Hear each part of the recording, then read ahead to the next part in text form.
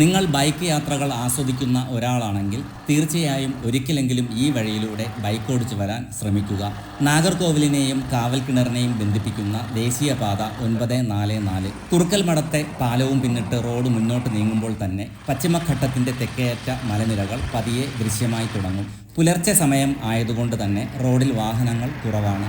ബൈക്കിൻ്റെ എൻജിൻ ശബ്ദവും മുഖത്തേക്ക് അടിച്ചു കയറുന്ന തണുത്ത കാറ്റും മാത്രം കൂട്ടായി മുന്നോട്ടുള്ള യാത്ര. തോവാള മേഖലയിലേക്ക് എത്തുന്തോറും കാഴ്ചകൾ മാറിത്തുടങ്ങും. ഇന്ത്യയിൽ ഏറ്റവും ശക്തമായ കാറ്റ് വീശുന്ന മേഖലകളിലൊന്നായ ആരൽവായ്മൊഴി തോവാള മലയിടുക്കിൻ്റെ പ്രത്യേകത ഇവിടെ അനുഭവിച്ചറിയാം.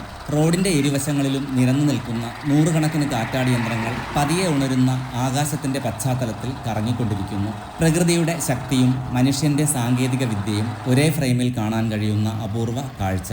ഒരു വശത്ത് പച്ചപ്പിൻ്റെ പുതപ്പ് വിരിച്ച കൃഷിയിടങ്ങൾ, മറുവശത്ത് കരിങ്കൽ പാറകൾ കൊണ്ട് തീർത്ത ഒരു ഭീമൻ മതിൽ പോലെ ഉയർന്നു നിൽക്കുന്ന മലനിരകൾ.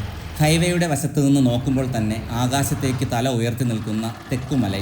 ദൂരത്തു നിന്ന് നോക്കുമ്പോൾ സാധാരണ ഒരു മലയായി തോന്നിയാലും ഈ പ്രദേശത്തിൻ്റെ ഭൂമിശാസ്ത്രപരമായ വ്യക്തിത്വത്തിൻ്റെ പ്രധാന ഭാഗമാണ് ഈ മലനിരകൾ. മഴക്കാലത്തും ശൈത്യകാലത്തും പുകമഞ്ഞ് പുതച്ചു നിൽക്കുന്ന ഈ മലനിരകൾ ഫോട്ടോഗ്രാഫർമാരുടെയും പ്രകൃതി സ്നേഹികളുടെയും പ്രിയപ്പെട്ട സ്ഥലങ്ങളിൽ ഒന്നാണ്. പുലർകാല വെളിച്ചം മലമുകളിലേക്ക് പതിയുമ്പോൾ കരിങ്കൽ പാറകൾക്ക് സ്വർണ്ണനിറം കൈവരുന്നതുപോലെ തോന്നും.